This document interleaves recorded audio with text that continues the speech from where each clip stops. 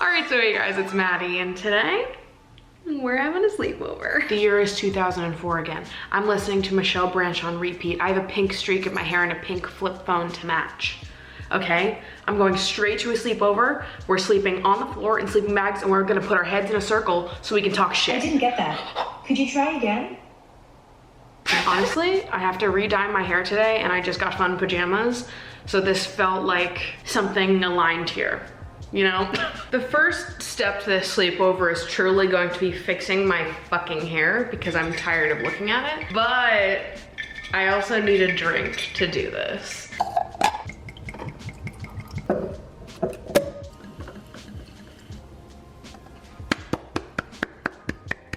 So good. So I just feel like all of the best sleepovers involve dyeing someone's hair. So my mom's a hairdresser, right? And growing up, I feel like whenever my friends wanted to like dye or cut their hair at home, they'd be like, oh, Maddie, can you do it?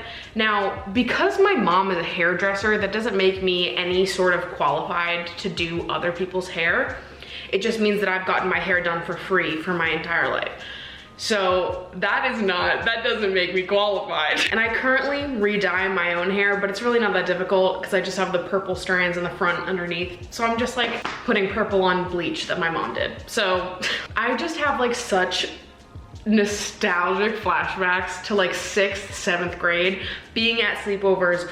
All of our heads are in the middle of the circle and everyone is putting like their NV3 under their pillows, like texting some fucking loser dude, what's up, NMU. But it's like the flipping up of the keyboard and like the texting, and then like the flipping it shut and putting it back under your pillow and being like, oh, guys, you'll never believe what he just said to me. If I could go back and experience that one more time, I would. Like, that's really one of those moments that I'm like, I wish I knew it was the last time when it was the last time.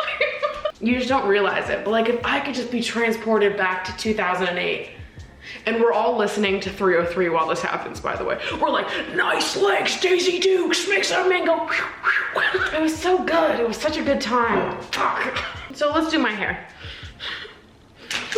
But before we get into fixing everything that's going on top of my head right now, I just want to say that this video is sponsored by Care Of. If you don't know what Care Of is, basically Care Of is a service that helps you find the right vitamins and supplements that are right for you, personalized just for you through a quiz that you'll take on their website. I was so excited when Care Of reached out to me because I've been taking their vitamins for like the last 2.5 years, I want to say. And when you get the vitamins, they come in this cute little pack. I always keep mine in my kitchen cabinet. Open it right up when I'm making breakfast every morning so I can take them and never forget to do it, because I'm the worst about remembering to take vitamins, pills, anything. I have an alarm set on my phone and I still forget to take them. Packaging is so cute, and every daily packet has your name on it as well as like a daily quote, and these packets are compostable. So let me show you guys what vitamins I've been taking. The first vitamin that I take is vitamin D, because your girl has a vitamin D deficiency. I take a probiotic blend to help with my gut health and a little bit of digestion. I take a B complex for energy and rhodiola for stress. And then I take magnesium. And then lastly, I just take a multivitamin to sort of cover any gaps that I might be missing. And they also have these supplements that you can add to water and drink, or you can also add them to a smoothie. That's what I prefer to do. Honestly, Care Of has just made it much easier for someone like me who routinely forgets to take my vitamins. Keep them in one little packet, make it cute, put them somewhere where I see it every day, bada bing, bada boom. And I've noticed such a difference in the way that I feel on a day-to-day level since I started taking them daily. So go ahead and take the quiz on Care Of's website to see which vitamins and supplements they recommend for you, and you can click the link in the description down below to use my code to get 50% off your first month with Care Of.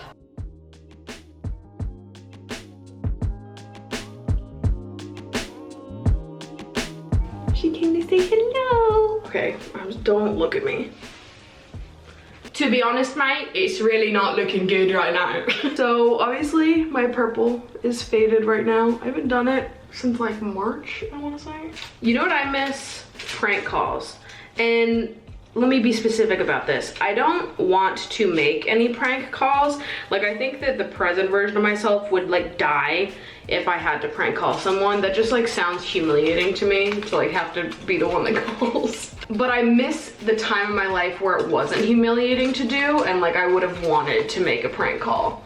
you know? And I have such a distinct memory of being at a sleepover in like the 5th or 6th grade, I wanna say.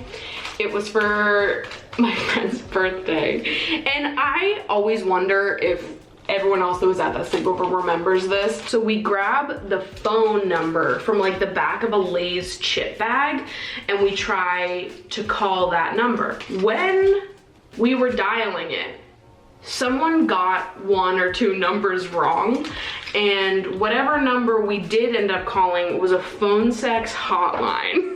Now, this sounds like a lie. I know it does. And when I remembered this story, I was like, did I make this up? But I really have such a distinct memory of being on the line and hearing like the options for like a sex hotline.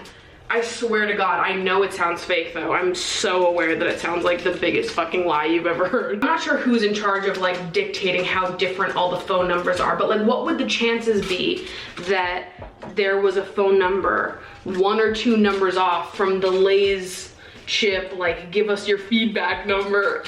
I don't know. Maybe even if they did know about it, they wouldn't have cared, because it's like, who, for starters, who is calling the numbers on the back of chip bags? They're like, we want your comments. Or like, is it literally just kids prank calling them? Because I just can't imagine that there's many people who actually call to complain. Like maybe it's like old people. I'm trying really hard not to use my hands right now because I just feel like I'll get bullied.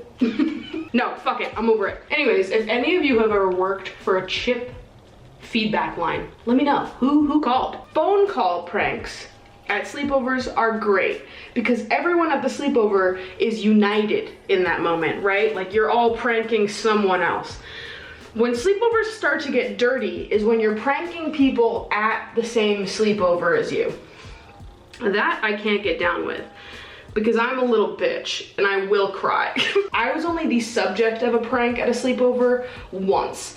I definitely played the part in pranking other people, I'm sure of it. There was like a big group of us in middle school.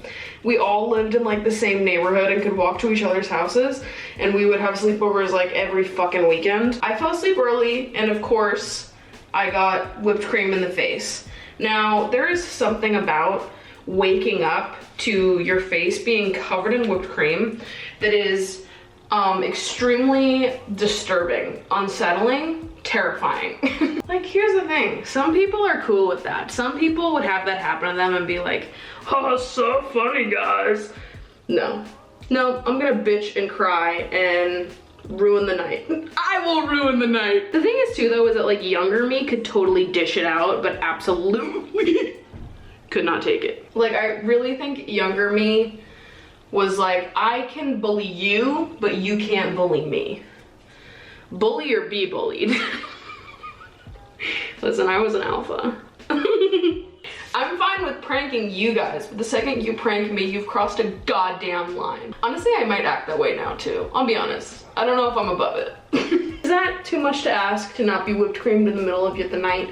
If you're gonna whipped cream me, like whipped cream me when I'm awake, and we can all be like, oh, get fucked. My camera is about to die, so I will talk to you guys when I finish doing all of this. Okay, we did it. The new pajamas in question, serving you Mom on Christmas realness. So now it's time to brush my hair and do a little skincare action. The other thing I really miss about sleepovers that absolutely cannot be replicated is the amount of education that happens at a sleepover. I learned all of my sex education from having sleepovers. Some of my favorite sleepover memories are like all of us laying in a circle with our heads in the middle. Everyone's like texting some dude, and then someone receives a text that they don't know what they're talking about. The amount of sexual things I learned in middle school because one of my friends received a text from some dude in our town saying something like explicit. I don't even know if I can keep count. Make note that it was not me receiving such texts. I'm pretty sure I texted with like 2 guys ever growing up in like the 8th grade and then like my sophomore year. And that was it, okay? Like I was not in high demand in my hometown. And they were wrong for that. I'll say it. But some of my friends were in demand, and therefore, at every sleepover, I got to listen in. My hands are like light purple right now. It's pretty good how much I managed to get off, but still got a ways to go. I'm pretty sure the stories that I'm about to tell happened at the same sleepover as the chip bag sex hotline sleepover. So really there was a lot happening at that sleepover. The first thing that happened was we were like all reading each other's text messages that we were sending, and at the time one of my friends she had a crush on this guy, and she was texting him about wanting to hang out the next day, and she suggested that he come over to her house, but she spelled the word cum like C-U-M. Because, you know, it's like fucking 2009 and you're just like looking for new words to abbreviate and make one letter shorter. He sent that and he immediately responded back and was like, you probably don't want to type like that. And she showed it to the rest of us, and one of the girls there was like, oh my God, it's the way you spelled cum. Don't you know what that is? And she was obviously mortified. Who wouldn't be? You're 13 years old texting your crush that they should come over and you accidentally spell cum like cum. Oh God, how humiliating! The other thing that happened at that sleepover was I learned what motorboating was. Like, this is the shit that I wish that I could relive. I want to relearn what motorboating is for the first time. I want to be laid up at a sleepover with an NV3 in hand. I remember that none of us knew what motorboating was, so we had to text cha-cha. If you are unfamiliar with cha-cha, basically it was like a number that you would text if you had a question and cha-cha would answer it. We got our answer and it was like, oh my God, he wants to do that with you. But I just like, what a joy to learn about motorboating for the first time via cha-cha. Oh. Oh. What's better than this? I'm about to drudge up one of your forgotten memories right now. The best part of a sleepover is just this, laying in our beds, talking shit. And what better way to really get to the juice of someone than to make them fill out a Coke or Pepsi. I used to own so fucking many of these, you have no idea. Some of them were raunchier than others. Like some of them are just like, oh, which do you like better, inside or outside? And then there were other ones that were like, rank everyone in your class right now. Who's the most popular? Who's the hottest? And I'm like in the 4th grade like, oh, I guess me? I remember filling these out with one of my friends and we put ourselves as the most, we couldn't decide. We obviously had to put both of us because neither one of us was gonna be like, I'm actually the most popular. And then we put both of our crushes' names down as the most popular. So basically, a Coke or Pepsi. I'm gonna start making people fill these out. If you come to my apartment, you have to fill out a Coke or Pepsi. I've gotta get it set up by the door or something. Whenever I do my apartment tour, you'll see my Coke or Pepsi will be on display. My name is Maddie. Ever been embarrassed by parents? Yes. Any details for number 3? I'm gonna tell you the most horrifying thing that my parents have ever done to me.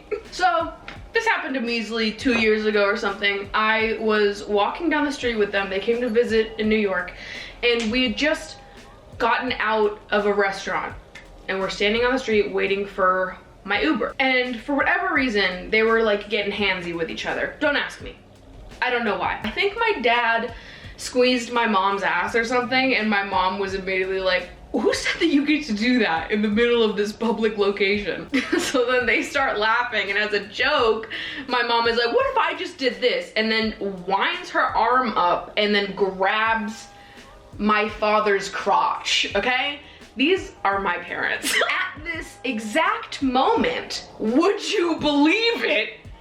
My boss walks up to us on the street. And the thing is too, is that like, I was ignoring them when they were doing this. I was just like on my phone trying to see how far away the Uber was. Because this is just a day in the life of a Dragsbaek, you know? Like it's, it's just like, New York is so big. New York is so big. and time. There's just so much of it. How did everything in the universe align in this one moment for the same moment that my mother and father are acting up on the sidewalk in Soho that my boss walks up? I want to pass away just thinking about it. Rules should be followed, used as guidelines, or broken. I'm gonna say used as guidelines because some rules are good rules. An example of a good rule is don't be mean to Maddie. That's a great rule. Worst fashion mistake you've ever made. Probably that sweatshirt that I made myself that said I can't even on it. I feel like we've had a good sleepover here. Clearly I'm not filming at night, but it's fine. You can have a sleepover whenever. It doesn't matter when you go to bed. You actually don't have to go to bed. I'm pulling an all-nighter in the middle of the day. So that's it. That's the video. I'm gonna enjoy my new pajamas and get underneath the covers so I can feel my leggies against the warm sheets. I keep talking.